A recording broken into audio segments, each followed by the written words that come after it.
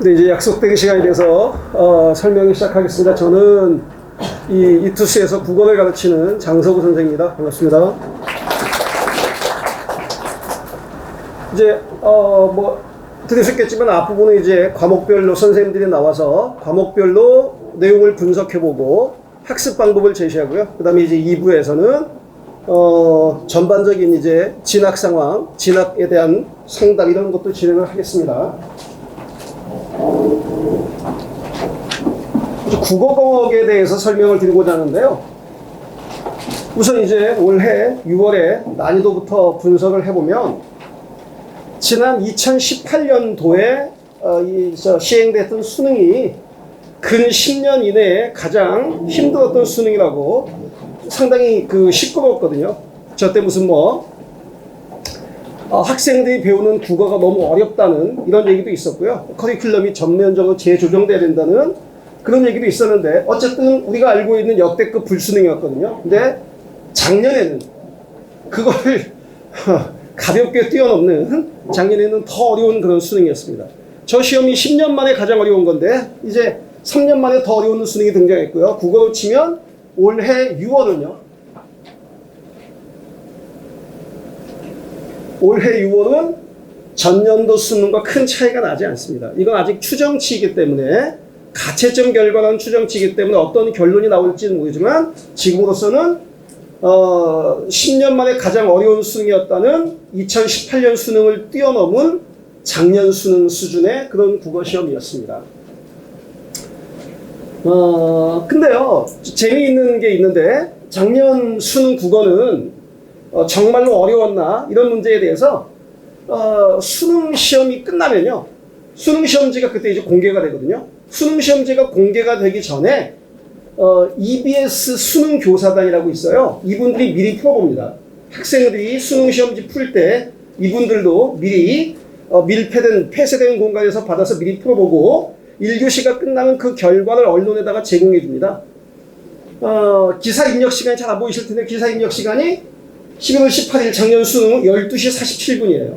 1교시가 끝나고 우리 1교시하고 전체 1교시는 약간 다르거든요. 시력 약자라고 해서 눈이 잘 안 보이는 학생들한테 시간을 더 주기 때문에 어쨌든 학생들이 아직 시험장에서 나오기 전이죠. 그때 이제 반응은 뭐였냐면 전년 수능 대비 그러니까 그 작년이죠. 비슷하다. 그다지 어렵지 않았다는 겁니다.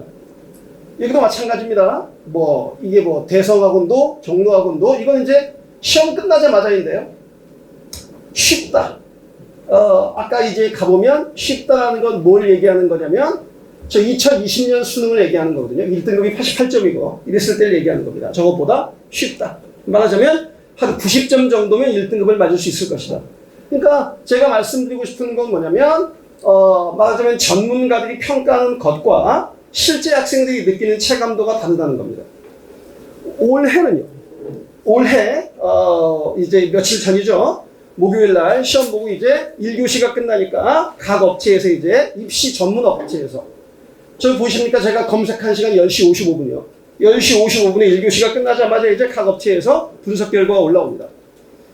뭐죠? 진학사, 종로학원, 메가스터디, 대성 다 전반적으로 지난해보다 쉽다.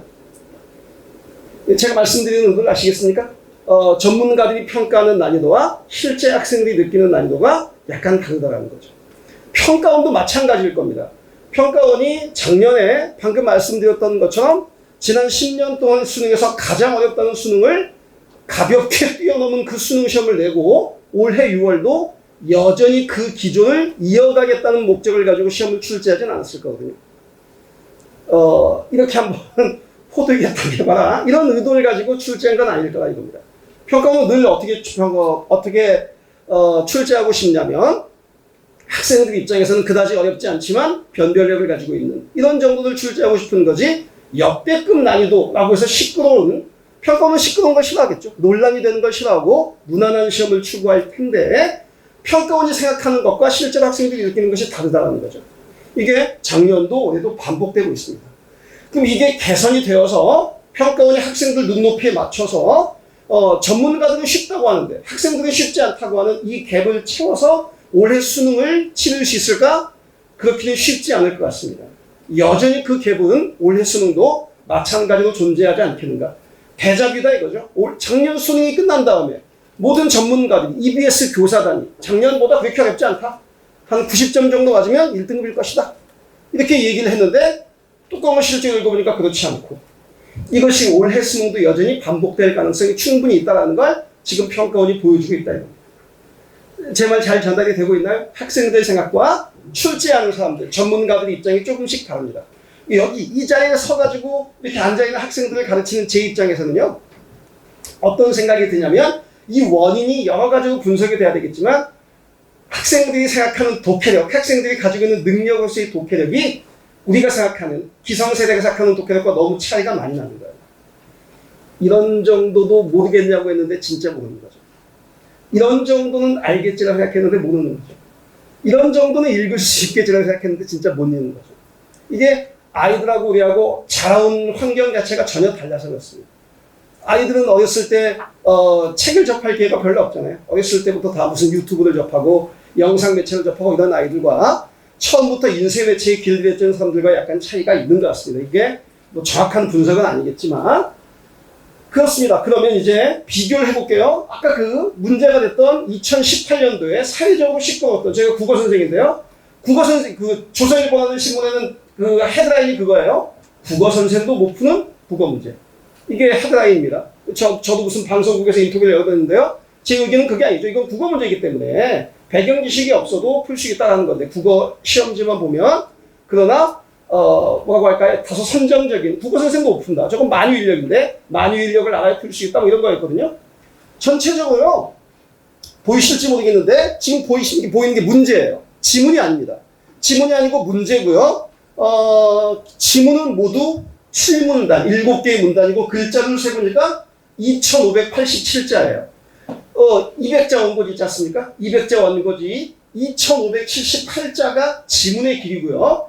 문제 길이만, 저 보기와 문제의 선지를 다 합치면 1047자입니다. 어려울만 하다라는 거죠. 내용도 무슨 만유인력 이런 어려운 내용인데다가 지문을 2500자를 읽어야 하고 지문 2500자 읽은 다음 문제와 선지를 1000자를 또 읽어야 되고 그러고 판단을 해야 되니까 근데 주어진 시간은 이제 전체를 할당해보면 저 한 문제에 주어진 할당 시간 한 1.5분 정도일 거거든요. 그 안에 이걸 풀어야 되니 사실 저희 입장에서 봐도 어렵기는 어렵다. 그러면 이제 올해는요. 올해는 이게 지문 전체입니다. 약간의 크기가 다르겠지만 저쪽에 문제 보기하고 이쪽 지문하고 길이가 비슷해요. 지문은 1400자요. 1500자 정도면 지문이 1000자 정도가 줄었습니다. 그러니까 평가원이 노력을 하고 있다는 거예요. 평가원이 저렇게 냈더니 난리가 나니까 지문을 2500자에서 1500자로 줄여줬습니다. 200자 원고지 5장을 빼버린 거죠. 그리고 문제는 이제 다시요. 문제는 이제 여기가 이제 문제인 거고 여기가 지문인 거거든요. 사실은 요 3년 사이 작년도 마찬가지예요. 작년에 가장 어려웠던 문제의 정답률은 지문은 얘보다 더 짧아요. 걔는 1100자입니다. 작년 수능에 가장 어려웠던 문제의 지문 길이는 1100자예요. 저 2500자에서 1300자가 줄었으니까 절반도 안 되는 거예요. 정답률은요. 저 2018년 문제의 정답률은 18%. 작년 수능에 가장 어려웠던 문제의 정답률은 18%. 정답률 20%가 미만이면요. 문제로서의 가치가 없는 겁니다. 찍어서 맞출 확률이 20%니까. 문제로서의 가치가 없을 만큼 너무 어려운 거죠. 잘하는 학생은 맞추고 못하는 학생은 틀려야 되는데 잘하는 학생도 틀리고 찍어서 맞춘 학생은 맞추고 이런 난이도가 20%니까 지양해야 될 문제인 거죠. 어쨌든 18%, 작년도 18%, 이 문제의 정답률은 현재 추정치로는 11%예요. 정답률 11%. 89%가 틀렸다는 얘기죠. 여러분 보시기에도 어떻습니까? 아까 제가 저쪽은 이제 지문이 아니라 문제라고 했고요. 그죠? 그러니까 평가원이 점점 더 어렵게 내고 있어서 그런 결과가 나오는 것은 아니다. 평가원 나름대로 난이도를 낮추기 위해서 노력을 하고 있지만 학생들의 눈높이에는 맞지 않고 있다. 이런 거라는 거죠. 그러면 학생들이 가장 어려워하는 거를 보면 지난 5년 이때까지 오답률 1위 가장 어려웠던 문제 오답률 2위 이렇게 오답률 사실은 카에 안 들어가서 상위 5위까지 제가 모아봤는데 10위까지 모아도 똑같습니다. 결론은 지금 여기에 별표 치는 게 우리가 얘기하는 독서 분야인 거죠. 독서. 저걸 제가 5위까지라고 했는데 10위까지 하더라도 마찬가지의 결과예요. 10위까지면 하나, 둘, 셋, 5년이니까 지난 5년 동안에 오답률 10위, 50문제를 뽑아보면 거기에 문학 문제는 한 문제 있습니다. 나머지는 다 독서와 문법. 근데 이제 문법은 선택 과목이 됐으니까 선택하려는 학생들은 안 해도 되는 거죠. 결국에는 가장 변별력이 높은 학생들을 어렵게 하는, 국어시험을 어렵게 하는 요인은 독서라는 걸 알 수 있습니다. 올해도 여기 아까 89%짜리 정답률 89%, 오답률이죠. 정답률 11%, 경제, 철학, 과학, 철학. 작년 수능은요? 작년 수능은 기술, 경제, 철학, 기술. 거의 비슷합니다. 철학, 경제, 기술, 법학 이런 정도의 지문들이 학생들을 어려워하는 거죠. 근데 여기서 이제 짚어볼 건 뭐냐면 그렇다면 특히 현재 고등학교 3학년을 다니고 있는 학생들의 수업 시간에서 학교 교육에서 커리큘럼은 여기에 맞춰져 있는가? 그렇지 않죠. 여기에 맞춰져 있지만 어디에 맞춰져 있습니까? 대부분 여기 재수하는 친구들도 우리 학원 친구들도 있는데 고등학교 3학년 때 학교에서 배우는 커리큘럼은 대부분 EBS 수능 특강, 문학 이런 데에 초점이 맞춰져 있는 거죠. 약간 다른 거다 이겁니다. 이것이 우리의 실패 원인일지도 모르는 거죠. 그러면 학교에서는 그렇게 EBS 연계를 중시하고 부모님들도 다 알고 계시죠? EBS 연계가 중요하다는 거. 70%에서 50%가 됐지만 여전히 중요하다는 거. 그렇지 않습니까? 우리 어떤 시험에 50%에 대해서 미리 알고 있다면 얼마나 좋겠습니까? 나머지 50%는 모르는 것이긴 하지만 50%라도 미리 알고 있다면 얼마나 도움이 되겠습니까? 사실이죠. 그런데 그 실체는 50% 연계의 실체는 우리가 예상한 것과 조금 다릅니다. 지금 이게 왼쪽에 있는 게 이번 시험에 나오는 거, 오른쪽에 있는 게 수능 특강에 나오는 거예요. 소설인데요. 고전소설이 똑같은 작품입니다.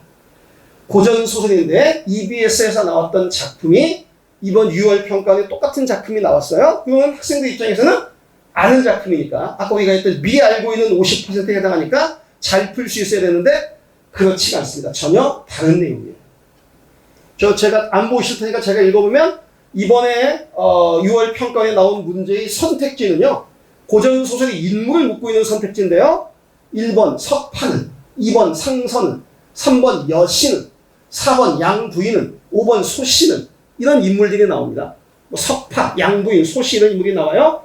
수능 특강에 나와 있는 문제의 지문은요. 여기에는 똑같은 인물을 묻는 문제가 나와 있는데 황제는, 구승사는, 부황후는, 소승사는, 파랑은 겹치는 인물이 하나도 없어요. 수능 특강에 나왔던 지문에서 읽었던 소설이 제목만 똑같고 다른 내용인 거죠. 이게 EBS 연계라는 겁니다. 밑에도 마찬가지입니다. 문제가 똑같아요. 문제가 어떻게 생기냐면 수능 특강도 볼까요? 수능 특강이 뭐죠? 기역과 니은에 대한 설명으로 가장 적절한 것은. 첫 문제요. 맥락을 고려하여 기역, 니은을 이해한 내용으로 가장 적절한 것은. 기역과 니은에 밑줄 치고 묻는 건 똑같습니다. 그러나 내용은 전혀 다른 내용이죠. 다른 소설이니까요. 그러면 잘 모르시는 분들은 이렇게 생각할 수 있어요? 아니, 내용은 다르지만 문제의 유형이 똑같으니까 문제의 유형이라도 알 수 있지 않느냐? 수능에 매년 나오는 유형이거든요. 이 유형을 알고 있다는 건 큰 도움이 되지 않는다 이겁니다. 이 책을 안 봐도 수능 기출 문제집만 봐도 이런 유형의 문제가 나온다는 건 알고 있어요. 그러니까 우리가 EBS를 연계를 공부하는 가장 중요한 이유는 그 지문을 알고 싶어서입니다. 그 지문이 똑같이 나온다니까인데 그 지문이 나오지만 똑같은 내용은 아닌 거죠. 이게 EBS 연계의 실체라는 겁니다. 그러니까 우리가 연계 학습에 대해서 다시 한번 고려를 해봐야 된다는 거죠. 재수생과 재학생들은 얼마나 차이가 나는가? 이게 꼭 가장 최근의 자료는 아닙니다만 2021학년도 매년 반복되는 자료이기 때문에 사실은 큰 의미가 없어요.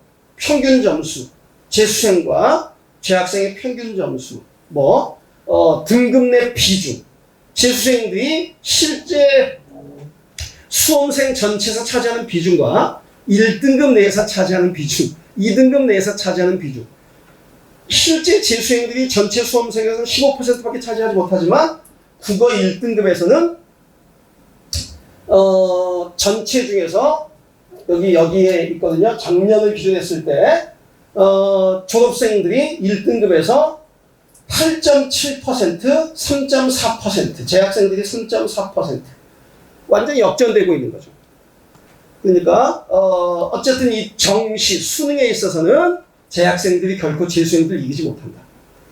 뭐 그런 겁니다. 여기에 보면 뭐가 있냐면 두 번째 표에는 서울 대학 12곳이 어떻게 되는 거죠? 우리가 얘기하는 스카이에다가 서성한, 중경, 외시, 여기까지 이런 대학들 상위 12개 대학의 합격생, 정시 합격생에서 재수생 비율은 2020년에 65.6%가 재수생. 정시에 지원한 학생 말고 정시에 합격한 학생의 65.6%가 재수생이고 재학생은 34.4%. 정시에서 얘기하는 겁니다. 전체가 아니라 수시에서는 아무래도 재학생들이 높을 것이기 때문에 정시에서는 그렇다. 가장 높은 곳은 건국대요. 건국대 같은 경우에는 정시 합격자 중에 재수생 비율이 73.6%. 뭐 서울대 56.6%, 성균관대 70.5%. 우리가 알고 있는 대부분의 대학에서 평균적으로 아까 평균 퍼센트였죠? 65%. 정시 합격생의 65%는 재수생입니다. 뭐 상위권은 가도 마찬가지 의대의 정시 합격자. 여기는 마지막에 있는 건 합격자의 비율. 가천대 의대 84%. 가장 낮은 데가 어딘가요? 울산대 의대 70%. 정시 합격한 의대의 정시 합격한 학생 중에서 재수생의 비율. 그러니까 이 결론은 이렇게 나는 거죠. 어떻게 하면 안 되냐면 말하자면 정시를 기준했을 때 현재 재학생들처럼 공부해서는 안 되는 겁니다. 말하자면 재수생들처럼 공부를 해야 되는 거죠. 그럼 그 커리큘럼의 결정적인 차이는 뭐냐면 물론 이제 재학생들 입장에서는 모두 중요하니까 수시도 중요하니까 그럴 수밖에 없는 부분도 있지만 EBS의 공부 비중이 너무 크다는 거죠. 여기 있는 우리 학원의 재수생들은 그렇게 많이 작년처럼 EBS를 공부하진 않았거든요. 왜 그러냐면 수능시험의 국어는 읽고 이해하는 독해력을 평가하는데 평가원이 그렇게 얘기했거든요. 국어시험에서는 독해력과 사고력을 평가한다고요. 이건 뭐가 되는 게 아니냐면 어떤 작품을 외워서 되는 건 아닌 거죠. 평가원이 원하는 시험의 방향은 그런데 학생들은 뭐냐면 늘 읽고 문제 푸는 연습을 반복한다는 거죠. 다시 읽고 생각할 수 있는 능력을 측정하는 시험을 대비하기 위해서는 읽고 생각하는 연습을 많이 해야 될 텐데 읽고 맨날 문제만 풀고 있다 이겁니다. 보내시는 고등학생들이 다니는 단과 전문학원들 이런 데의 커리큘럼이 대부분 그렇지 않습니까? 그죠? 토요일날 가서 3시간 수업하고 나머지는 금 주간 과제를 받아와서 풀고 그게 읽고 문제 푸는 연습의 반복인 거죠. 그것보다는 읽고 생각하는 연습이 더 필요한 것인데 그렇다 이겁니다. 그러니까 이 공부의 방향을 바꿔야 되는 거죠. 공부의 방향을 바꿔서 읽고 뭘 요구하니까 이해하는 능력, 이해하는 연습을 하고 사고하는 능력, 사고하는 연습을 하는 거지 그거는 결코 문제 푸는 연습이 다가 아니다 이거죠. 그러나 이 자리에 있는 많은 재수생들도 고등학교 때 고3 때 국어 공부를 어떻게 읽으면 맨날 문제 푸는 거예요. 애들이 그걸 뭐 양치기라고 하죠. 그런 거 가지고는 좀 부족할 것이다 그런 얘기입니다. 제가 한 20분 정도 말씀드렸는데요. 뭐 해야 될 얘기는 상당히 많지만 이제 결론을 간단하게 내보면 EBS 연계 50%라는 것은 상당히 우리한테 유리해 보이지만 반드시 유리한 것은 아니다. 방금 봤듯이 그 안에 실체는 조금 다를 수도 있다. 따라서 적절하게 저걸 대비를 해야 된다 이거죠. 그러니 그 반드시 그것만이 원인은 아니겠지만 현역들과 재수생들의 격차가 점점 커지고 있다. 아까 그래프 보시면 점점 커지고 있지 않습니까? 점점 커지고 있는 것에 대해서 우리가 생각해 볼 필요가 있다는 거죠. 현역들이 물론 한계가 있어요. 아까도 얘기했지만 수시도 대비해야 되고 내신도 대비해야 되고 수능도 해야 되고 한계가 있지만 그러나 적어도 EBS에 매몰되는 내신에만 매몰되는 이런 공부를 해서는 좀 어려울 것이다. 그렇다면 앞으로 어떤 공부의 방향 뭐 EBS 연계를 달달달 외운다든지 문제집을 읽고 푼다든지 이런 공부에서는 벗어나서 진짜 이것이 문제가 요구하는 것이 무엇이고 지문이 무엇인지를 아는 그런 독해력과 사고력을 기르는 이런 공부를 해야 된다는 겁니다. 이 공부에 사실은 초점은 되게 어디에 있냐면요. 이 공부를 하기 위해서 가장 적절한 교재는 그건 뭐냐면 기출문제집인 거죠. 기출문제집이요. 기출문제에 담겨있는 사고, 기출문제에 담겨있는 방식 이걸 이해하는 게 가장 중요합니다. 제가 그 2018년 수능에 그 어려웠던 수능에 만점자가 전국에 무슨 8명이가 있었던 것 같은데 하여간 제가 가르치는 친구 하나 있었는데요. 그 친구는 되게 골 때리는 친구인데 국어 문제집이 없어요. EBS 연계 문제집. 애들이 많이 보는 실전 모의고사 문제집도 없어요. 그냥 이과 학생인데 학기 초부터 삼수했던 학생인데 학기 초부터 수능 때까지 오직 기출 문제집밖에 안 봤다는 거예요. 오직 기출 문제집밖에 안 봤대요. 그러니까 공부하는 방향이 약간 다를 수 있지만 그 친구는 똑같은 문제를 계속 보면서 외우는 건 아니지 않습니까? 그걸 몇 차례 봤을 텐데, 1년 내내 그 책을 봤으니까 몇 차례 봤을 텐데, 똑같은 문제를 외우느라고 그 책을 본 건 아니잖아요. 만약에 그렇다면 그 책을 그만뒀겠죠. 이건 더 이상 공부할 필요가 없어. 달달달 외우는데도 뭘 봐. 그런데 볼 때마다 생각할 거리를 거기서 찾아내는 거죠. 볼 때마다 공부할 거리를 찾아내는 거죠. 그러니까 계속 볼 수가 있었겠죠. 그런 게 필요하다 이겁니다. 주어진 지문과 문제에서 출제자의 의도, 이것이 요구하는 바, 어떻게 해야 이 문제를 내가 정확하게 빠른 시간에 정답을 찾을 수 있는가, 이걸 생각하는 게 공부인 거지 푸는 것만이 공부는 아니다 이거. 공부하는 방법은 다를 수 있지만 그 친구가 성공할 수 있었던 이유는 뭐냐면 똑같은 교재를 가지고 되풀이해서 보면서 되풀이해서 생각할 거리를 찾는 데 있다는 거죠. 제가 오늘 짧은 시간에 드린 말씀이 얼마나 도움이 될지 모르겠지만 어쨌든 현상을 잘 알고 그 현상을 분석해보면 그 안에서 또 대안을 찾을 수 있을 겁니다. 네, 오늘 여기서 마치겠습니다. 감사합니다.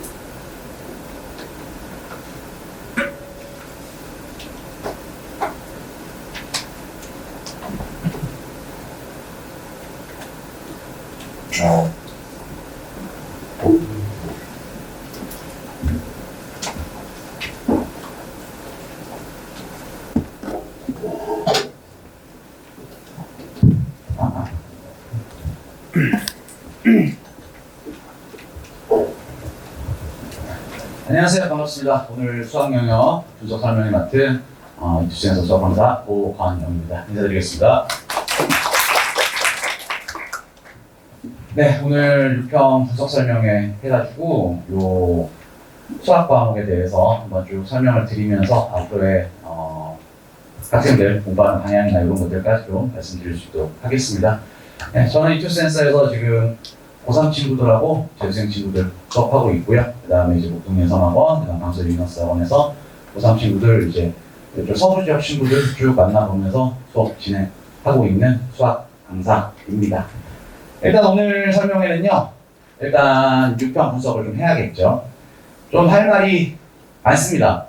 다행히 사실 몇 분을 이걸 설명을 드려야 되나 고민을 하고 있었는데 학원에서 시간은 좀 충분하게 주셔가지고 꼼꼼하게 말씀을 드릴 수 있을 것 같고요. 이번 시험이 물론 뭐 각 과목 선생님들마다 본인의 과목이 제일 중요하고 제일 할 말이 많으시겠지만 지금 수학이 제일 할 말이 많은 상황입니다.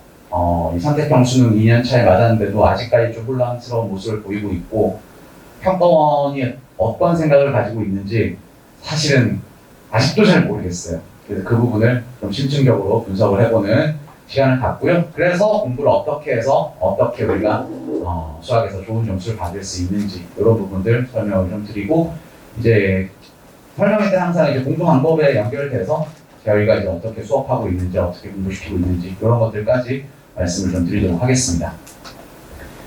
일단 보통은 여기 한 줄만 들어가거든요. 난이도. 근데 제가 다 나눴어요. 참 희한한 시험이에요. 그러니까 등급컷만 봤을 때는 어려운 게 맞습니다.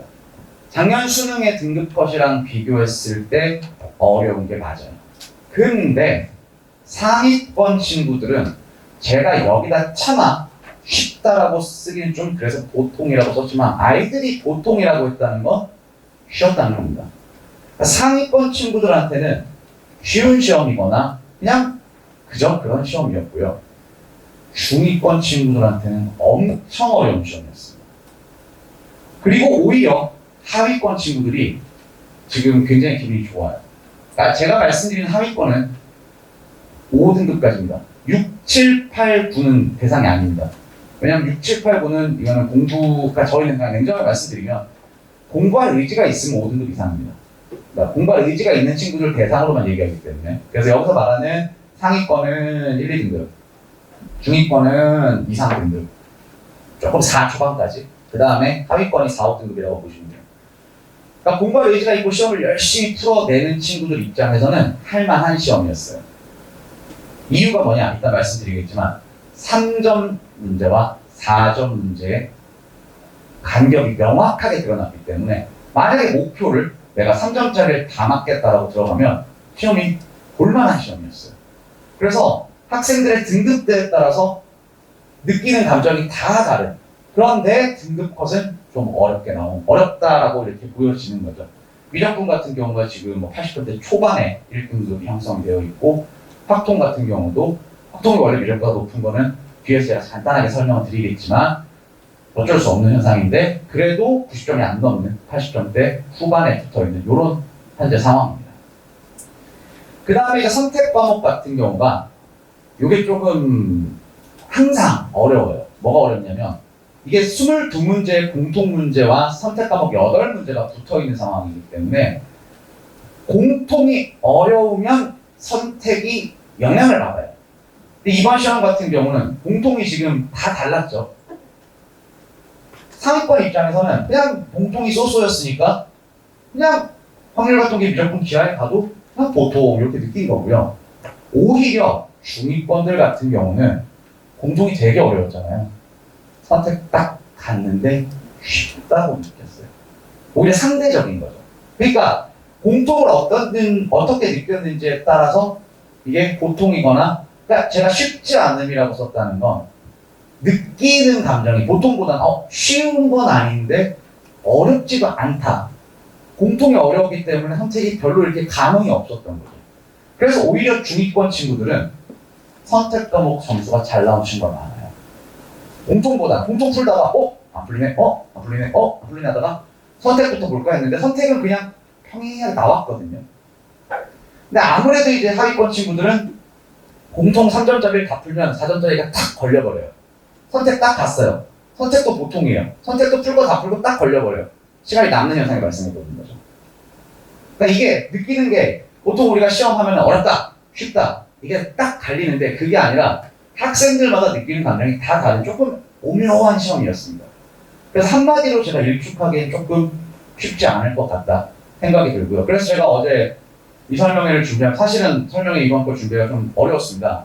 저도 목요일날 하루 종일 평가원이고 분석하고 늦게까지 다 준비해가지고 다음날 수업 준비해야 되고 하필이면 금요일 토요일이 제일 바쁜 날이라서 토요일 같은 경우는 하루 종일 수업하는 날이거든요. 그래서 수업 다 하고 어제 사실은 밤 10시부터 준비했어요. 준비해가지고 제가 느낀 거 그대로 아이들 수업 다 끝났으니까 아이들 점수 다 받았어요. 시험 잘 봤어요. 그래서 내가 느낀 거랑 크게 다르지 않구나 하고 준비를 딱 하려고 이제 컴퓨터를 앞에 앉아가지고 쓰려고 하는데 다른 선생님들이 어떻게 생각하는지 좀 들어봐야 될 것 같더라고요. 그래가지고 어제 이제 설명회를 한 3개를 봤어요. 그래서 쭉 한번 봤는데 선생님들마다 많이 다 달라요. 분명히 오묘하다라는 게 제가 느끼는 감정이 크게 다르지 않았다는 거예요. 그래서 그 부분들 매우 어렵다고 하는 선생님도 계시고 쉽다라고 하는 선생님도 계세요. 이게 공존할 수가 없는 건데 그럼 결국은 그 분들이 가르치는 학생들 타겟에 따라서 달라지는 거죠. 그래서 그 부분이 조금 있던 시험이었던 것 같습니다. 역시 확률과통계 미적 기하도 3점과 4점의 차이가 좀 크게 느껴지는 시험이었다. 그래서 23, 4, 5, 6, 7까지는 정답률이 좋다가 28, 9, 10에서 조금 난이도가 뚝 떨어지는 이런 현상이 계단식이 아니라 하나 이게 아니라 그냥 뚝 떨어져 버리는 이런 식의 시험이었다 보시면 될 것 같습니다. 전반적인 얘기는 이렇고요. 등급 컷이 이제 이거 이투스 겁니다. 이투스 거 이렇게 띄워놨는데 보시면은 포인터가 1등급 컷 쭉 보시면 88이고 81이고 80이에요. 이번에 기하가 좀 어려웠어요. 원래는 기하가 미적분보다 조금 높게 나오는 게 정상인데 기하가 조금 어려웠어요. 그래서 그냥 미적이랑 기하가 비슷하다 보시면 되고 확률과 통계가 좀 높다. 근데 전반적으로 2, 3, 4도 미적분과 확률과 통계를 비교했을 때 한 6점 내지 7점 정도가 확률과 통계가 높은 그러니까 이거 어떻게 보시면 되냐면 확률과 통계를 88점 맞는데 드리는 노력이 미적분을 81, 2점 맞는데 드리는 노력과 같다라고 보시면 됩니다. 그래서 그렇게 지금 나와 있는 등급 표고 이건 계속 바뀝니다. 당일날부터 해서 계속 지금 바뀌어서 아마 오늘 정도면은 이제 제가 어제 밤에 딴 편인데 이 정도면 이제 안정화되지 않았을까 이렇게 보여지고요. 이걸로 이제 본인의 등급표 한번 쭉 보시면 될 것 같습니다. 자, 그럼 이제 뭐가 어려웠나? 2점하고 3점은 아까 말씀드렸듯이 쉬웠어요. 근데 아시죠? 15번까지가 객관식이고요. 16번부터 22번까지가 주관식입니다. 그랬을 때 4점 시작이 9번이거든요. 9, 11 두 문제를 제외하고는 까다로웠어요. 연속적으로 까다로웠어요. 차라리 9번, 10번이 쉽고 11번부터 계단식으로 올라가면 괜찮은데 또 여기서 특징이 뭐냐면 이렇게 올라가는 게 아니고요. 어려웠다가 좀 덜 어려웠다, 더 어려웠다, 덜 어려웠다. 이게 애들한테 최악의 시험입니다. 학생들한테 수업할 때 얘기했습니다. 이제는 번호랑 난이도랑 상관없다. 이제는 번호랑 난이도랑은 전혀 상관이 없다라고 말을 했어요. 보시면 제가 여기 11번 뺐잖아요. 11번보다 10번이 어려웠다는 거죠. 그리고 정답률을 봐도, 그러면 뭐 저희가 백날 어려웠다고 해봤자 아이들이 어렵게 느끼지 않았으면 안 어려운 거잖아요. 정답률만 딱 봤을 때 12번 정답률, 13번 정답률, 14번 정답률, 15번 정답률이 거의 비슷해요. 크게 차이가 안 나요. 그리고 뭐가 높다 낮다가 계속 왔다 갔다 한다는 거죠. 20번, 21번, 22번. 이게 사실은 작년 수능부터, 작년 6평부터 나왔던 특징인데 20번이 계속 어려웠어요. 왜 그런지 모르겠는데 20번이 계속 어려웠어요. 작년 6, 9 수능 올해 6월까지 20번이 21번보다 더 어렵게 나왔습니다. 그러니까 번호랑은 상관이 없는 거죠. 확실한 건 22번은 확실히 어려운 게 맞다. 22번이 쉽게 나올 리는 없다. 요 정도만 우리가 알고 있는 거고 나머지는 이제 번호랑 상관없이 가는 거고 이러다 보니까 조금 지치게 되는 거죠. 그래서 전략이 조금 필요한 시험이 되지 않았을까 생각이 됩니다. 요게 문제입니다. 왜 이렇게 어렵게 출제 계속 하고 있냐? 이건 사실 이번뿐만이 아니라 작년 수능도 어려웠고요. 작년 6평, 9평도 공통은 계속 어려웠습니다. 작년 6평 같은 경우는 공통이 좀 생각보다 무난하거나 조금 어려웠는데 선택이 쉬워가지고 좀 쉽게 느껴졌었고 9월부터는 그냥 깔끔하게 어려웠어요. 그리고 수능 훨씬 어려워졌고요. 올해 6월 그 수능의 기조를 그대로 유지하고 있습니다. 자, 이따 소장님도 이 얘기를 하실지를 모르겠는데 이게 지금 수학의 개념, 수학에 관련된 게 아니라 수학 시험에 관련된 거예요. 선택제 수능의 가장 큰 맹점이 뭐냐면 확률과 통계 애들한테 불리함을 갖다 주면 안 된다. 왜냐하면 확률과 통계 애들이 다수거든요. 어쨌든 전체 100명이라고 쳤을 때 확률과 통계 선택자가 지금 50%를 넘어요. 100명 중에 반이 차지하는 확률과 통계 시험 본 친구들이 불리하게 만들면 안 되는데 사실 이 불리함은 벌어졌죠. 아시죠? 확률과 통계 선택자는 이제는 1등급을 찾아보기가 힘듭니다.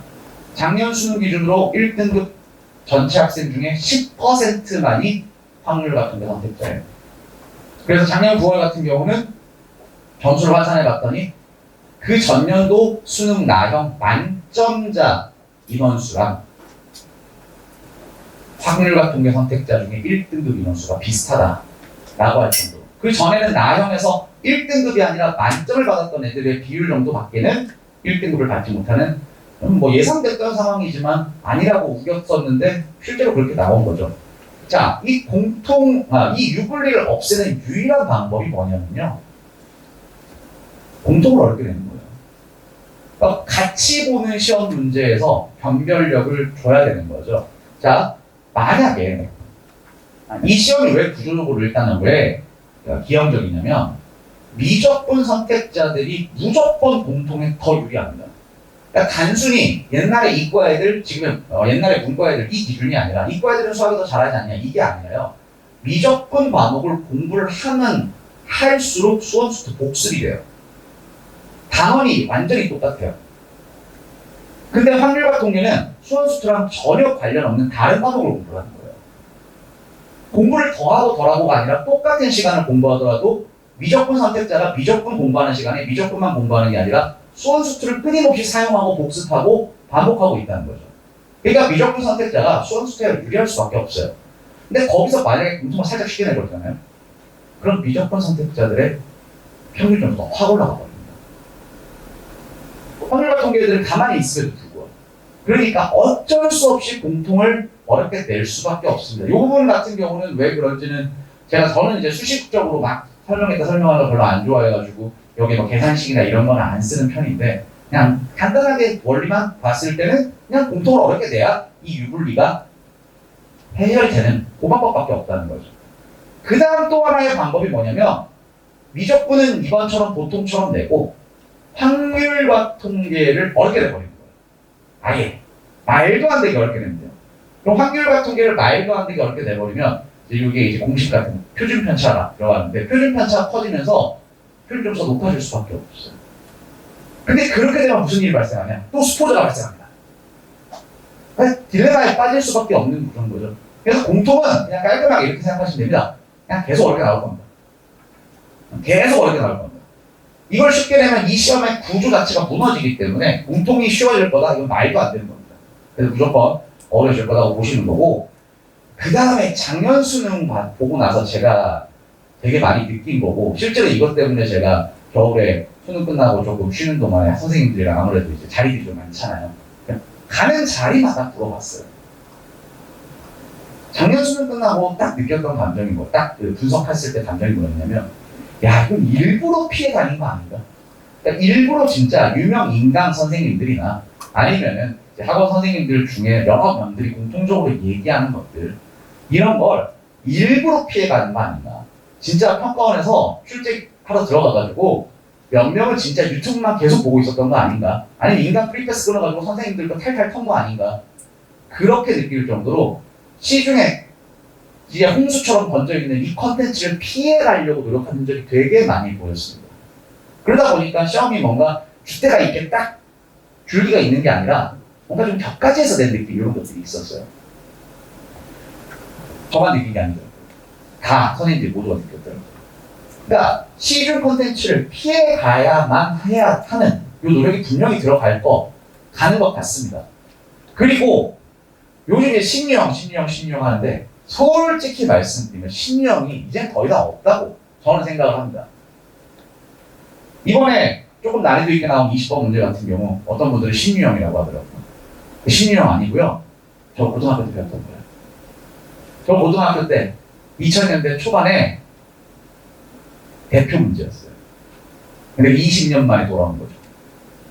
근데 그거를 신유형이라고 지금 얘기를 하는 상황입니다. 그러니까 신유형이 아니라 돌고 도는 건데 아무래도 뭔가 새롭게 만들려고 하다 보면 무리수가 발생할 수밖에 없으니까 신유형을 최대한 배제하려고 합니다. 그럼 신유형을 배제하면 어떻게 해야 되느냐? 기존에 있는 문항을 더 어렵게 만들 수밖에 없습니다. 그러니까 문제가 어떻게 되면 꼬이는 거죠. 이번에도 4점짜리 문제들이 대부분 한 문제에서 하나를 물어보는 게 아니라 2개씩을 물어봤어요. 그래서 그런 부분들이 평가원의 딜레마가 분명히 있지 않을까. 그러다 보니까 점점점 공통이 어려워지는 거 아닐까. 그래서 사실 제가 이거 굉장히 많이 사용하는 말이거든요. 평가원스럽다. 그러니까 어떤 분들은 이 말 되게 싫어하시기도 합니다. 근데 저는 평가원스럽다는 말을 되게 자주 사용하는 사람 중에 하나예요. 그냥 평가원은 절대로 계산 더럽게 애들 힘들게 내지 않고 애들한테 맨날 하는 말이 있어요. 평가원은 니네를 괴롭히려고 시험을 내는 게 아니다. 그러니까 한 문제를 봤을 때 계산이 어느 정도 길어져서 적정 수준량을 벗어나면 그건 네가 잘못 푸는 거지 문제 의도를 잘못 파악한 거지 그게 실제 문제의 답이 아니다라고 얘기를 되게 많이 했던 사람인데 이제는 여기에 물음표가 붙기 시작하는 거죠. 평가원도 어쩔 수 없이 문제의 변별력을 만들기 위해서 옛날의 평가원 수업을 조금은 포기하고 아이들을 조금은 괴롭힐 수 있지 않나 이런 식으로 발전이 되지 않을까.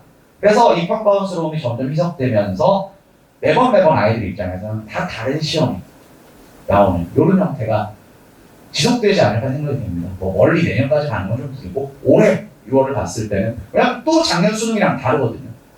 작년 국평 작년 수능이랑 올해 6월이 또 달라요. 계속 다르지 않을까 이렇게 생각이 됩니다.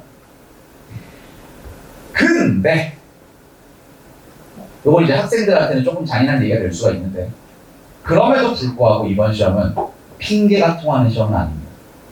작년 수능을 좀 못 봤던 친구들이 가장 많이 얘기했던 게 뭐냐면 선생님 되게 피곤했어요. 시험을 보는데 이제 머리가 무거워지고 막 정말 시험지 가득 수식을 써가면서 푸는데 답은 안 나고 되게 피곤했어요. 이런 말 되게 많이 했거든요. 100% 동의합니다. 작년 수능 같은 경우 왜 그랬냐면요. 3점부터 어려웠어요. 그러니까 앞에서 한 5번, 6번 정도 지날 때까지는 그냥 쓱 풀려야 되는데 물론 뭐 정답률이 떨어지거나 그런 건 아닙니다. 작년 수능 1번이 어려웠어요. 1번이 어려우면서 애들이 깜짝 놀란 거죠. 1번 따고 뭐예요? 원래 우리 1번은 눈으로 1초 컷이라고 하거든요. 근데 손을 대야 됩니다. 3번 정도 풀면은 사실 1페이지 같은 경우는 저도 마찬가지입니다. 1페이지에 손 안 댑니다. 그냥 답만 동그라미 치고 넘어가거든요. 근데 저도 1페이지에서 손을 대기 시작했어요. 아무것도 아닌 것 같지만 요게 조금씩 애들의 피로도를 늘리는 시험이 작년 수능이었어요. 그래서 한 이제 8번까지가 3점이에요. 그럼 8번을 넘어가는 시점이 되면은 원래 가벼운 마음으로 자 이제 시작하자 시험 싹 해서 4점짜리를 푸는 게 정상인데 작년 수능 같은 경우는 이미 시작이 된 걸 모르고 이제 시작해 볼까 했는데 힘이 빠져 있는 거죠. 올해 6월 전혀 그러지 않았습니다. 아까 말씀드렸죠. 3점은 철저하게 쉽게 냈어요. 그러니까 3점을 틀렸다. 실수 아닙니다. 실수 실력입니다. 은근히 개념을 물어봤어요. 계산을 물어본 게 아니고요. 개념을 물어봤어요. 자, 이번 시험에 계산 실수했다? 정말 말도 안 되는 계산 실수 있죠. 이번에 어떤 친구 그렇게 저한테 억울해가지고 시험지를 내밀더라고요. 맨 마지막에 3 더하기 1을 했는데 4 써야 되는데 3 더하기 1은 3 썼어요. 아이들이 가장 많이 하는 실수예요. 뭐냐면 더하기랑 곱하기가 제일 많이 나오니까 2 더하기 3에서 6 쓰는 애들 되게 많아요. 왜냐면 2, 3에 6이 더 익숙하니까. 그런 거가 아닌 이상은 이거 무조건 실력입니다. 다 실력입니다. 3점. 그리고 그 실력 자체, 그 실수 자체도 계산이 워낙 없었기 때문에 이것조차도 실력으로 봐야 돼요. 그래서 뭘 봐야 돼요? 다른 학생들의 정답률을 봐야 돼요. 다른 학생들의 정답률을 확인을 하고 나만 틀렸다라고 하면은 이거는 조금 냉정해질 필요가 있어요. 분명히 계산량은 적었습니다. 피로도가 적었습니다. 이거 제가 어떻게 하냐면요. 저 같은 경우는 1년에 3번 정도 아이들한테 손으로 풀어서 손풀이를 적어줍니다. 손풀이를 적을 때 제가 힘들면 계산량이 많은 거예요. 근데 이번 6월달에는 손풀이 너무 편안하게 적었어요. 다 썼는데 별로 안 힘들더라고요. 그게 딱 느끼는 감정인 거죠. 그래서 이번 시험 같은 경우 핑계는 안 통한다. 그 다음 4점짜리 같은 경우 아까 제가 어렵다고 말씀드렸는데 여기 이제 제 생각보다 학생들도 많이 들어와 있는데 4점짜리 솔직히 수업 시간에 다 했던 겁니다. 했던 건데 조금 지역적인 데서 나오긴 했어요. 그러니까 완전 지역적인 건 아니고 자 이건 진짜 중요한 거야 라고 한 거 한두 개 나오고 야 이거는 조금 덜 중요한데 요만큼 빠져있긴 하지만 그래도 은근히 출제되는 거야 여기서 다 나오고 정말 말도 안 되는 데서 나오는 건 한두 문제밖에 없어요. 그러니까 시험을 보면서 익숙하긴 익숙했어요. 답이 안 나왔을 뿐이죠. 그래서 공부하는 학생들 입장에서는 분명히 핑계댈 시험은 아니었다. 이렇게. 그래서 다른 학생들 정답을 확인해가지고 좀 냉정하게 판단을 해야 되는 시험이 아닌가 이렇게 생각을 합니다. 그리고 선택 과목 3점과 4점 격차 확실한 건 공통이랑 마찬가지였죠. 일단 3점을 틀렸다. 제가 여기 순화해 쓴 겁니다. 점검할 것 아니고요. 다시 공부하셔야 됩니다. 3점 틀린 거는 꼭 확인해야 되고 자, 요게 또 특징입니다. 미적분도 그렇고 화통도 그렇고 기하도 그렇습니다. 30번이 이제는 더 이상 킬러라고 할 수 없다. 이거는 올해 6월뿐만 아니라 작년 수능, 작년 9월, 작년 6월 마찬가지였습니다. 그러니까 지금 현실적으로 시험 30문제 중에 킬러, 야 이거 진짜 어렵다 라고 하는 건 오히려 공통의 22번이지 각 과목 선택 과목의 30번은 아니라는 거예요. 이번에 미적분 같은 경우는 28, 29, 30의 난이도가 비슷했고요. 확률학 통계는 28, 29, 30은 난이도는 30번이 제일 어렵긴 했어요. 근데 30번 자체가 그렇게 어렵지 않았어요. 기하도 마찬가지 28, 29, 30 비슷했습니다. 그래서 킬러보다는 준킬러 쪽에 가깝다라는 건데 자 여기서 이제 전략도 필요함이라고 한 게 뭐냐면요. 만약에 요건 조금 이제 6월이 시기적으로 맞는 건 아니지만 9월 정도의 애들한테는 많이 얘기하는 건데 만약에 내가 지금까지 본 모의고사가 76점에서 80점 정도 나오는 친구예요. 운 좋으면 84점. 이 정도의 친구라고 가정을 할게요. 22번을 풀어야 될까요? 보다 더 원론적인 질문입니다. 읽어야 될까요? 22번은 분명히 어렵다고 했는데. 자, 76점에서 84점 정도의 친구라면 한 번 시험에서 다 평균적으로 5개 정도 틀리는 친구예요. 자, 선택 과목에서 그 친구는 아마 꾸준히 한 2개 정도 틀릴 겁니다. 그러면 28, 29, 30을 다 건드릴 필요가 어쩌면 없을 수도 있어요. 그러니까 이런 전략들. 근데 이거 아까 말씀드렸죠. 6월이니까 아직은 판단할 때는 아니에요. 나중에 9월달 이후에 판단할 건데. 근데 그런 전략들도 학생들 가져가야 되는 거고, 학부모님들도 혹시 성적표 보면서 뭐 몇 번 틀렸니라고 했을 때 어려운 것만 쭉 틀리네요. 그러면 이 중에 풀 수 있는, 가장 풀 수 있는 게 뭐였니라고 해가지고 한 번쯤 틀려보시는 것도 방법일 수가 있습니다. 그리고 아닌 거는 조금은 버리고 맞는 데 집중을 해야 돼요. 왜? 옛날 같으면은 쉬운 거 다음에 그 다음 거 다음에 어려운 거 다음에 더 어려운 거 다음에 완전 어려운 거 이렇게 나왔다면 지금은 비슷 이렇게 나오고 있잖아요. 그러니까 나의 어떤 장단점, 내가 잘하는 거 못하는 거에 따라서 그 문제를 선택을 해버리는 것도 방법일 수가 있는 거죠. 그래서 그 부분들 또 한번 전략도 한번 세워보는 시작점이 됐으면 어떨까 생각이 됩니다. 자, 이제 지금부터 제가 할 얘기를 이제 요 분석의 마지막으로 쓰고 시작을 할 건데, 시험은 과정이 아닌 결과입니다. 시험을 잘 보면 과정이 좋았던 거고요. 시험을 못 보면 과정이 안 좋았던 거라고 쓰디쓴 결과를 받아들여야 하는 그런 것이 시험입니다. 근데 이제 제가 오늘 이제 후반부에 말씀드릴 내용이 이거예요. 저는 수학을 잘하는 거랑 수능 수학 잘 보는 거랑은 완전히 다르다고 생각을 합니다. 수학을 잘하면 수학 시험을 잘 보는 거, 그거는 사실 연관관계가 굉장히 많아요. 수학을 잘하면 당연히 시험을 잘 볼 수 있겠죠. 그런데 지금 내가 수학을 좀 못해요. 그렇다고 해서 수학 시험을 못 보냐? 그건 아닙니다. 그리고 수학을 잘하는데 투자해야 될 노력보다는 수학 시험을 잘 보는데 투자해야 될 노력이 훨씬 더 적습니다. 학생들이 계속해서 수학을 잘하려고 하는 친구들이 되게 많아요. 점수는 안 나오는데. 사실은 지금 제가 설명회 오기 전에도 2시에 학생 하나 만나고 왔거든요. 걔가 딱 그 케이스였어요. 수학 너무 좋아요. 푸는 거 너무 좋아하고 맨날 카톡으로 질문해요. 근데 시험 못 봤어요. 너무 하고 싶은 게 많아가지고요. 얘는 프리패스가 3개예요. 그래가지고 온갖 인강 선생님들을 수업을 듣는 게 아니고 분석을 합니다. 제발 좀 그러지 마라. 이제 상담 잡고 왔거든요. 2시에 잠깐 만나고 수업 들어가기 전에 잠깐 얼굴 보고, 야, 다음 주에 너 한번 나랑 얘기 좀 하자.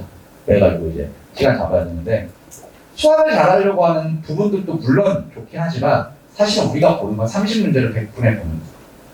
내신보다는 조금 낫지만, 내신은 20문제를 50분에 풀어야 되니까 조금 낫지만, 수능 30문제를 100분에 푼다? 사실은 정확하게 말하면 100분에 푸는 게 아니라 한 20문제 정도는 빨리 머릿속에서 암기했던 것들을 끄집어내가지고 막 반복 연습하듯이 그냥 복기하는 거죠. 쭉 쓸어내리고 10문제 정도만 한 50분 내지 60분에 푸는 게 시험이에요.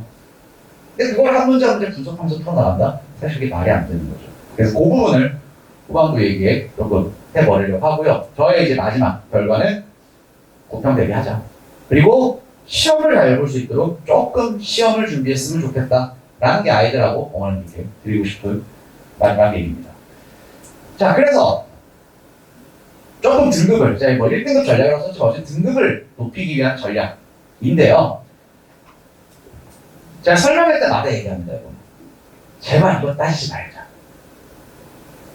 이거 따지지 말자. 이거 따지는 친구들도 많고 학부모님들도 우리 합동선택이라고 좀 불리해요 그러는데 그거 아니에요. 그냥 내가 공부한 만큼 시험 점수를 받으면 되고요. 어쩔 수 없습니다. 우리가 선택형 수능에 왔을 때 미적분 선택자가 조금 더 유리한 건 사실이에요. 뭐가 유리하냐면 딱 그 유불리가 결정되는 건 수시입니다. 수시. 물론 정시에서도 이과 친구들이 이제 막 문과로 막 들어와가지고 내 자리를 뺏는다라고 확통 친구들은 생각할 수가 있는데 그거 그렇게 많지 않습니다. 이과 애들은 또 이과 부심이 있어가지고요. 누가 잘 안 갈라들어요. 정말 현격하게 확 벌어지지 않습니다. 그 소수 때문에 뭔가 내가 되게 피해받는 것 같고 그렇게 생각하지 말고 사실은 그렇죠. 이 미적분과 확통 선택 과목제가 되면서 딱 유불리가 결정되는 건 수시에서 최저 등급 맞출 때예요. 왜냐면 옛날에는 나형에서 수학 잘하는 친구들 같은 경우는 나형 1등급 받기가 괜찮았거든요. 그러면은 지금 많은 학교들이 사용하는 세계합 6등급 최저 등급 있죠. 거기서 수학을 1을 받아버리면 되게 편하네요. 그러면 두 과목에서 한 등급이 3등급이 나와도 가능하단 말이에요. 그러니까 수학을 1을 받아버리면 2, 3을 받아도 세계합 6을 맞출 수 있으니까 마음이 되게 편안하죠. 근데 거기에서만 좀 손해를 봅니다. 수학 1을 받기 힘들어요. 학부모들은. 그러니까 수학을 2로 계산하고 다른 등급을 맞춰야 되니까 다른 어떤 것도 3등급이 나오면 안 되는 상황인 거죠. 이과 애들은 거꾸로 미적분 선택자 중에 1등급 비율이 지금 뭐 7%, 8%씩 되니까 미적분 선택했을 때 최저 등급을 수학을 1로 맞춰놓고 공부를 해도 조금 변수가 줄어든 요거 하나의 유불리인 거지 그게 아닌 이상은 그냥 유불리 따지지 말고 어차피 수능에서의 수학의 역할은 아무래도 국어랑 영어에 비해서 편차가 큽니다. 그러니까 내가 다른 애들보다 수학을 한 문제, 두 문제, 세 문제 더 맞으면 점수대가 확 벌어지죠. 그리고 이제 작년 수능의 가장 큰 특징이 뭐였냐면 작년 수능이 일반적으로 그냥 계산하기 편하게 미적분 기준으로 1등급 84 정도라고 추정이 됩니다. 그런데 작년 수능의 특징이 뭐냐? 수학은 4점씩 떨어진단 말이죠. 100점, 96점, 92점, 88점 이렇게 4단계를 봤을 때 원래대로라면 100점은 극소수고 96점이 1, 92점이 2, 93점이 3 이렇게 1대 2대 3 피라미드식으로 쭉 늘어가는 게 정상이에요. 근데 작년 수능 어땠냐면요. 100점자 인원수랑 96점 인원자 수가 같았고요. 96점 인원과 92점 인원이 20%밖에 차이가 안 났어요. 그러니까 그냥 딱 멀리서 본 숫자로 보면 100점자, 96점자, 92점자, 88점자의 숫자가 똑같았어요. 1등급이 84인 시험에서 100점을 받아가지고 평균 점수 만점을 받은 애가 2,000명이 넘었습니다. 5,000명이 넘었습니다. 제가 숫자 갑자기 헷갈리네. 인지 뭔지. 그 정도로 그 친구들은 수학에서 만점을 받아서 확 가버린 거죠. 확 점수가 뛰어버린 거죠. 수학은 편차가 크기 때문에 국어는 뭐 아무리 물론 국어도 열심히 해서 작점 받으면 좋겠지만 국어 점수와 수학 점수는 요 편차의 폭이 다르기 때문에 요 부분에 좀 집중해서 가져왔으면 어떨까? 유불리를 따지기보다는 내가 열심히 해서 한 문제, 두 문제 더 맞는 게 더 중요하지 않을까? 요 부분을 이렇게 결론을 내고요.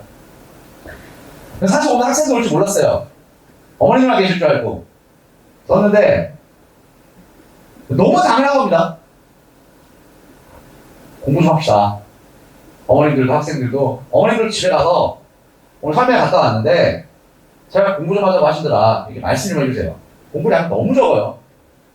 그러니까 옛날 어머님들 때 옛날 저 때 제가 지금 딱 어머님들과 학생들의 거의 중간 정도가 되는데 옛날 어머님들 때 공부량 절대 공부량이랑 비교하지 않습니다. 그럼에도 불구하고 너무 안 합니다. 그리고 특히 제가 이제 공부라는 표현에서 너무 당연한 거 배우고 익히는 거 이게 학습이죠. 학습하자는 거예요. 근데 요즘 친구들 배우려고 하지 않고요. 익히지 않습니다. 그러니까 뭐냐면 새로운 걸 배우는 거에 거부감이 너무 커요. 그 다음에 뭔가를 배웠으면 내 걸로 만들려고 익혀야 되는데 익히려고 하지 않고 그냥 쓱 지나갑니다. 2번, 3번 반복해야 되는데 반복 안 하고 하면 쓱 지나갑니다. 그러니까 당연히 내게 안 되는 거죠. 대신에 이제 선생님들이 해야 될 일은 쓸데없는 거 말고 꼭 해야 될 것만 확실히 할 수 있게 아이들을 지도해 주는 일입니다. 그래서 공부량을 조금 더 늘렸으면 좋겠고 제발 배우자, 제발 익히자. 보고 너무 당연한 페이지인데 제일 큰 글씨로 한번 써봤습니다. 그래서 그 배우는 게 무슨 뜻이냐? 수학은 풀고 질문하면 안 됩니다. 이거 아무짝에 쓸모없습니다. 어차피 풀고 질문하면 단편적인 것밖에 해결이 안 돼요. 배워야 됩니다. 그래서 인강도 좋고요. 평강도 좋고 뭐든 좋습니다. 끝까지 누군가에게 배워야 됩니다. 과외도 좋고요. 누구든 나보다 조금 더 나은 사람에게 배워야 됩니다. 그게 포인트고요. 그리고 기출문제 같은 경우 그냥 풀고 넘어가는 게 아니라 그 기출문제에서 대체 무슨 얘기를 하고 있는지 조금 깊이 있게 들여다보고 외우면 안 됩니다. 그리고 아까 말씀드린 거 꼭 나올 거 위주로 공부를 했으면 좋겠다. 트렌드에 맞는 문제 많이 반복하고 연습하면서 계속 실전 연습. 지금 이번에 고3들, 재수생들 사실 코로나 때문에 고생 되게 많이 한 친구들인데 그러면서 가장 많이 잃어버린 게 뭐냐면 실전 훈련이에요. 그래서 실전 훈련 그냥 확실하게 좀 해줘야 되고요. 이건 뭐 다들 동의하시죠? 수학만큼 솔직한 과목은 없습니다. 수능날 수학이 갑자기 흔들리는 일은 없습니다. 수학은 크게 다르지 않습니다. 9월 실무에서 받았던 점수들이 거의 그대로 나옵니다. 갑자기 확 망하거나 그러지 않죠. 그래서 그런 부분들 수학을 조금 더 탄탄하게 공부할 수 있는 방법도 되지 않을까 생각이 됩니다. 마지막으로 이제 저는 이투스 앤서에서 일삭쌤이랑 저랑 같이 수업을 하고 있고 오늘 설명회는 제가 진행을 하고 있는데요. 강좌에 대한 얘기를 드리기 전에 이 얘기 한 번만 드리겠습니다. 이거 실제로 목요일날 4시 40분 오고 문자입니다. 4시 40분 아니죠. 죄송합니다. 4시 40분 오고 문자를 실었다가 제가 지웠네요. 너무 길어질 것 같아서. 저녁에 온 문자입니다. 4시 40분에는 어떤 문자가 왔냐면 말을 꺼냈으니까 선생님 시험 저 잘 본 것 같아요. 채점 바로 한 거죠. 그냥 학교에서 답지 주자마자. 근데 시험 어려웠냐고 물어본 친구가 있었어요. 왜냐면 반의 분위기가 안 좋대요. 자기는 잘 봐가지고 지금 되게 조용히 있는 상태예요. 그리고 저녁에 이제 다른 친구가 이렇게 왔어요. 등급코드 이래요. 자기가 생각한 것보다 너무 낮았던 거죠. 왜냐면 분명히 3월, 얘는 3월 고3이에요, 고3. 3월 달에 시험을 본 친구거든요. 자기는 3월 모의고사보다 분명히 쉽다고 느낀 겁니다. 근데 3월 모의고사보다 등급컷이 별로 차이가 안 나요, 지금. 그러니까 느낀 거예요, 느낀 거. 이게 뭐 일반적인 얘기 될 수 없으니까. 근데 등급 왜 이렇게 낮아요? 왜냐면 그때가 처음에, 지금은 미적분 아까 81, 82라고 보여드렸죠. 미적분이 84로 떴을 때 온 문자예요. 미적분 1컷이 84로 떴을 때 왜 이렇게 낮냐라고 온 문자예요. 그리고 실제로 이렇게 느낀 친구들이 이번에 굉장히 많았습니다. 누군가는 이번 시험을 평이 했다라고 느끼고 있다는 거죠. 그럼 어떻게 공부를 했을 때 그렇게 되느냐에 대한 얘기를 제가 말씀을 드리려고 해요. 일단은 가장 중요한 게 여기 아닌데? 잠시만요. 네. 아이고 페이지가 하나 빠졌네요. 요 뒤에 페이지가 하나 있었는데 제가 실수해 나옵니다. 어떻게 공부했냐면 결국은 계속 반복하고 훈련하고 배워야 되는데 아까 제가 말씀드린 거 배워야 되고 익혀야 된다고 했잖아요. 사실은 뭐 선생님들마다 다 같을 거예요. 물론 조금 더 잘 가르치는 선생님이 있을 거고 조금 더 못 가르치다기보다는 좀 개성이 있는 선생님들이 있을 텐데 결국 하는 얘기들은 대부분 다 동일합니다. 중요한 건 중요하다고 얘기를 하고요. 좀 덜 중요한 건 덜 중요하다고 얘기를 하는데 그거를 그대로 받아들여가서 계속 복습해야 돼요. 새로운 걸 뭔가 하는 게 아니고 계속 복습을 해나가야 되는데 이번에 복습을 철저하게 한 애들이 성적이 되게 괜찮았어요. 그러니까 원래 수학을 잘하던 애들이 성적이 그대로 간 친구들 보면 막 새로운 문제 풀고 막 컨텐츠 막 이것도 좋고 저것도 좋고 막 이런 애들보다 그냥 한 자리에 꾸준히 앉아가지고 그냥 선생님들 시키는 거 꼬박꼬박 다 하는 친구들이 성적이 되게 좋았어요. 그게 가장 중요했던 것 같습니다. 그래서 그런 공부를 어떻게 시키는지 말씀드리면서 정리하려고 합니다. 그래서 이제 이투스 앤서에서 저희가 단과 수업을 하는데 일단은 주간교재를 사용을 해요. 매주 주간교재가 나갑니다. 왜 주간교재가 나가냐면 진도에 맞는 수업을 하는 게 아니라 학생들에 맞는 수업을 하기 위해서 매주 교재를 제작합니다. 일주일 전에도 제작하지 않습니다. 수업이 끝나면 제작을 합니다. 저 같은 경우는 금토의 단과 수업을 다 끝내거든요. 그럼 일요일 날 다음 주 교재를 만들어요. 그냥 그때 애들 상황에 따라서 교재를 바꿔내는 거죠. 그러면서 수업 시간에 풀어주는 문제 이외의 건 니네가 답지 보고 알아서 해. 이거 굉장히 무책임한 말이에요. 그래서 만약에 질문이 있는 건 수기 첨삭 다 진행합니다. 그리고 질문 무조건 제가 나갔습니다. 왜냐? 조교 있어요. 조교 있는데 조교가 질문을 받으면 저랑 또 딴소리를 해요. 물론 그 조교가 저한테 3년을 배우는데 1, 2, 3학년을 다 배우네요. 근데도 딴소리를 해요. 어쩔 수 없죠. 사람이 다르니까. 웬만하면 한 목소리를 내주는 게 되게 좋아요. 그래가지고 카톡 질문이든 문자 질문이든 다 제가 처리합니다. 그리고 이건 이제 어머님들께 주는 거고 드리는 거고 그 다음에 이제 마지막 애들 수업 시간에 좀 졸 수도 있죠. 살다 보면 졸 수도 있고 조금 미진한 부분이 있을 수 있습니다. 그럼 그냥 그 수업 그대로 촬영해서 그냥 줍니다. 모르는 부분이 있으면 다시 방학이거죠. 그렇게 해서 숙제를 일주일도 쭉 해와요. 그럼 다시 또 첨삭 받고 제가 풀어주고 모자란 거 있으면 집에 가서 또 질문하고 그냥 이렇게 반복하는 거예요. 애들이 물어봅니다. 선생님 공부 어떻게 해야 돼요? 아 시키는 건 다 했니? 아니요. 시키는 거 안 하고 그냥 다른 거 물어보는 거예요. 시키는 것만 하면 돼요. 시키는 것만 하게 하는 게 학원이 아닐까 생각이 듭니다. 그래서 저희 애들 시험 이번에 되게 잘 봤어요. 그래서 사실 조금 궁금한 부분이 있어요. 지금 아직도 해결되지 않은 부분이 있어요. 우리 애들은 왜 시험을 잘 봤을까? 제가 가르치는 고3 애들은 지금 시험을 다 잘 봤어요. 어제 애들이 표정이 너무 밝은 거예요. 점수가 70점인데 표정이 밝아요. 그래서 너 설마 지금 만족하는 거야? 그랬더니 만족한대요. 근데 알고 봤더니 3월달에 40점이었더라고요. 잘 봤더라고요. 뭐 만족할 만하죠. 그래서 그냥 이렇게 시키고 계속 주간 반복하는 형태의 수업을 하고요. 9월달 평가원을 대비하기 위해서 이제 6평이 끝나고 7월부터 개강을 해서 8주간 진행을 하는데 아무래도 좀 약점 정리랑 신상 문제들로 4점짜리 위주로 대비를 하게 되겠죠. 그리고 이제 저희가 모의고사 5회분 만들어 쓰고 9평 이후에는 저 같은 경우는 여기가 이투쓰긴 하지만 저는 정상호 선생님, 대성에 계시는 정상호 선생님이랑 좀 친분이 있어서 정상호 선생님의 자료를 조금 참고가 아니죠. 구매를 해서 사용을 합니다. 그래서 제가 생각할 때 가장 좋은 자료, 물론 이투스 자료도 사용을 합니다만 대성 자료도 좀 사용을 해가지고 아이들한테 최고의 컨텐츠를 주려고 좀 노력을 하는 편이고 결국은 7월에 개강하잖아요. 이렇게 말하면 좀 너무 금방 같아서 8주, 10주예요. 8주, 10주 하면 수능이에요. 그래서 이렇게 되어 있으니까 관심 있으신 분들은 이제 혹시 나가시다 보면 제 브로셔도 아마 꽂혀 있을 겁니다. 거기 이제 다 나와 있는 내용이니까 한번 참고하시면 되겠습니다. 그래서 여기에 시간표 이렇게 되어 있고요. 아까 말씀드린 대로 이제 예서방원이나 유니버스에도 시간표 있으니까 참고해 주시면 좋겠습니다. 이게 저의 모토입니다. 저는 수학 선생님이 아닙니다라고 애들한테 정말 많이 얘기합니다. 나는 수능 수학 영역 강사다. 나는 너의 수학을 가르치는 사람이 아니라 너의 수학 시험 점수를 올리는 사람이다. 그러니까 나한테 수학을 잘하는 법은 물어보지 마라. 수학 시험을 잘 보는 방법은 정말 끝내주게 잘합니다. 이렇게 계속 얘기하고 있고요. 그렇게 지금 목동에서 한 11년째 있는 것 보니 애들이 성적이 잘 나왔겠죠? 잘 가르치고 있었으니까 그랬겠죠? 라고 생각하면서 열심히 수업하고 이렇게 설명하고 있습니다. 그래서 앞으로 또 2년이 닿았을 때 또 뵐 수도 있으니까 한번 이제 학생들의 수학이 조금 불안하거나 뭔가 고민이 생기실 때 한번 관심 가져주시는 그런 강사가 됐으면 좋겠습니다. 오늘 설명 여기까지 하겠습니다. 감사합니다.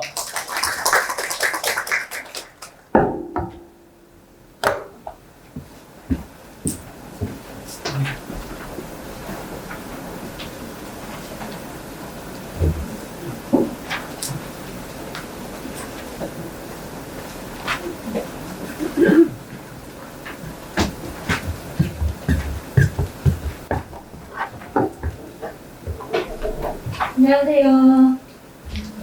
네, 저희 이투센서 지금 영어 강의를 맡고 있는 오채은 강사입니다. 네, 저의 소개를 잠시 드리자면 저는 영어 영문학을 전공을 하고요. 지금 저희 학교에서 번역 전문가 과정 같은 것도 수료를 좀 해서 공부를 하고 그리고 지금은 강남하이퍼 의대관, 이투센서 목동, 그다음에 청소학원 일산지점에서 강의를 하고 있고요. 그리고 전에는 이제 강남청소학원, 목동청소학원, 그 다음에 스카이에듀, 웰비스 모시학원 등등에서 강의를 해서 지금은 강의한 지가 한 9년 차 정도 되는 것 같습니다. 이번 6평이 예, 말이 많죠. 근데 뭐 지난 수능보다 쉬웠다라고 이제 이투스에서 발표를 했고 UA에서도 지난 수능보다 쉬웠다. 종로에서도 지난해보다 쉬웠다. 대성에서도 수능보다 쉬웠다라고 이제 말을 하는데 어머님들 절대로 이말 우리 아들 따님에게 하시면 안 됩니다. 그죠? 제가 이제 고등학교 때 엄마랑 가장 많이 크게 싸운 게 저는 너무 어려웠는데 엄마는 항상 야 뉴스 보니까 되게 쉬웠다는데 너 국영수 300점 나왔냐? 막 이러면 이제 집이 개판이 났죠. 이게 진짜 쉬웠을까 생각을 해보면 통계적으로 절대 그렇지가 않았고 이번 시험이 영어가 쉽지가 않았습니다. 작년에 너무 어려웠어서 아마 그렇게 느끼는 학생들이 있었던 것 같은데 통계적으로 보시면 작년 수능에 제일 어려웠던 문제가 정답률이 31%밖에 안 되고요. 올해 가장 어려운 문제가 34%밖에 안 되고 작년 수능에 두 번째 어려웠던 문제가 정답률 32%, 올해 36%, 37%, 36%, 47%, 40%, 48%, 46%. 오히려 지금 가장 어려웠던 5문제만 따지자면 올해가 더 어려웠거든요. 네, 그래서 그 정답률이 50%가 안 되는 문제를 저희가 조금 어려운 문제라고 하는데 지금 똑같이 들어가 있고요. 작년 수능이랑 통계적으로는 수치적으로는 똑같다라고 하는 얘기가 나옵니다. 작년 수능이 이제 1등급을 한 6% 정도로 저희가 적을 했는데 올해는 8% 정도로 예측이 되고 있어서 그렇게 뭐 지금 언론에서 나오는 것처럼 쉬운 문제다, 뭐 쉬운 시험이다 그거는 절대 아니라고 말씀을 드릴 수 있겠습니다. 그래서 뭐 항상 잘하는 친구들, 1등급 최상위권 친구들은 뭐 작년 수능보다는 살짝 쉬웠다라고 지금 말을 하고 있는 것 같고 2등급 친구들이 많은데 2, 3등급 중상위권 수험생들이 작년 수능이랑 거 비슷하게 어렵다. 이 친구들은 특징이 항상 어려워요. 항상 이제 쉽다고 느끼는 게 없고 항상 어렵다고 느끼기 때문에 이 친구들이 지금 1로 넘어가야 되는 게 이제 남은 5개월의 과정인 것 같은데 3등급 후반이랑 4등급 이하 수험생들은 너무 어렵죠. 지금 뭐 기초도 잘 안 잡혀 있고 이제 그런 친구들이기 때문에 마냥 지금 어렵다고 느끼고 있는 그런 시험이고 절대 쉬운 거 아니었으니까 어머님들이 기억을 해주셨으면 좋겠고요. 향후 이제 난이도가 어떻게 출제가 될 것이고, 뭐 방향성이 어떻게 될 것인가 한번 생각을 해봤는데, 어머님도 혹시 이거 다들 아실 겁니다. 빈칸 추론이라고 아시죠? 이제 수능에 내문항이 나오는 진짜 킬러 오브 킬러 유형인데, 이거는 이전에도, 작년 수능에도, 지금도, 앞으로도 어렵게 나올 것 같습니다. 그래서 이 빈칸 추론에 대한 대비를 확실하게 아이들한테 해주셔야 되는 게 가장 큰 과제인 것 같고요. 올해 같은 경우는 빈칸이 4문제 나왔는데 4문제가 다 지금 상위, 그 오답률 탑 10에 들어가 있기 때문에 빈칸이 정말 어려웠던 것 같고 그 다음에 요즘 빈칸 추론만큼이나 어려운 게 순서 추론이랑 이제 문장 삽입 유형이라고 36, 37, 38, 39번 4문제랑 유형이 있는데 솔직히 강사로서 보면 빈칸 추론보다는 내용은 쉬운데 헷갈려서 몇 번인지 모르겠는 그런 유형들이 있는데 이거는 앞으로도 더욱더 헷갈리게 나올 것 같고 그래서 이제 올해 수능은 작년 수능이 워낙 불수능이었기 때문에 작년 수능만큼 어렵게 내지는 못할 것 같아요. 근데 올해 6평보다는 조금 어렵게 출제가 되지 않을까 싶습니다. 자, 근데 문제는 다들 뭐 알고 계시겠지만 지금 남은 기간이 딱 5개월. 5개월이면 어머님들 이게 얼마나 끔찍하냐면요. 저희 아이들이 공부하는 과목이 국어, 수학, 영어, 탐구잖아요. 5개월 가지고 이걸 나누면 한 과목에 지금 몇 달밖에 안 남은 겁니까? 한 달이에요. 근데 한 달인데 이제 아이들이 뭘 하냐면 논술을 해요. 수시를 쌓으니까 이거 논술 준비하는 기간을 빼면 각 과목에 한 달 남은 거거든요. 진짜 지금부터는 정신 차리고 어머님들이 방향 딱 잡아주셔가지고 아이들이 이제 영어에서 1등을 받을 수 있게 준비를 해야 되는데 이게 너무 속상한 게 보통 이제 목동 어머님들은 안 그러시는데 이제 어머님들이 영어는 뭐 절대평가니까 대충 해도 되지 않아? 이런 어머님들도 많고 학생들도 되게 많아요. 근데 이제 이런 경우가 있습니다. A 선생이랑 B 선생이 있는데 지금 A 선생이 B보다 국어 수학을 잘 본 상태예요. 그 다음에 B 선생이 국어 수학을 A보다는 못 본 상태인데 A 선생은 영어를 안 해서 영어가 3이고 B 선생은 영어가 1일 때 과연 누가 연세대에 갈까요? 얘걸요? 이게 연세대학교처럼 영어 1등급만 원하는 대학이 많아요. 영어 1등급이 아니면 쓰지 못하는 대학이 많거든요. 얘는 국어 수학을 잘 봤다 하더라도 얘가 문제예요. 경우의 수가 줄어요. 정시에서 굉장히 제한이 많은 거예요. 너 국어 수학 잘 봤는데 영어가 2야? 영어 연대가 좀 애매한데? 너 이과인데 너 되게 아깝다. 의대가 안 되는데? 경우의 수 문제예요. 이 친구는 국어 수업 조금 못 보긴 했지만 영어가 1이기 때문에 정시에서 경우의 수가 굉장히 많아집니다. 영어 1만 써야 돼 라고 하는 대학에 이 친구는 갈 수 있는 거예요. 즉 우리 아이들이 정시에서 많은 경우의 수를 갖기 위해서라도 영어 2도 아니고 3도 아니고 1이 지금 필요합니다. 그러니까 작년에도 어떤 경우가 있었냐면요. 두 아이가 이과예요. 국어 수학 점수가 똑같아요. 근데 한 아이가 영어가 89점이라 2등급이 된 거예요. 근데 옆에 있는 친구는 영어가 91점, 딱 2점 차이로 1등급이 떴는데 91점 받은 친구는 연대 화공 합격, 89점 받아서 딱 한 문제 차이로 얘는 연대 화공 불합격. 이런 친구들도 있었거든요. 그러니까 지금 이과생들을 두신 부모님들이 계신다면 이과는 사실은 고대 공대보다 연대 공대 선호도가 높잖아요. 그리고 또 잘 보면 이제 메디컬도 노릴 수가 있는 건데 영어 1을 준비해야 되는데 이제 이과 애들이 국어 수학 탐구하느라고 영어를 많이 버려놓는 경우가 있어요. 이렇지 않도록 잡아주셔야 될 것 같고요. 스카이 대학교가 이제 작년 이제 올해 입시부터는요. 서울대 같은 경우가 3등급 나오면 2점에 따기 시작을 했고 고려대학교 같은 경우는 좀 많이 심해졌어요. 2등급이 나와도 1점밖에 안 따던 학교가 3점을 따기 시작을 했고 3등급이 나오면 6점을 따기 시작을 했어요. 그러니까 고려대도 많이 영어를 보는 쪽으로 지금 방향이 바뀌었고 연대는 뭐 우리나라에서 가장 영어를 많이 보는 학교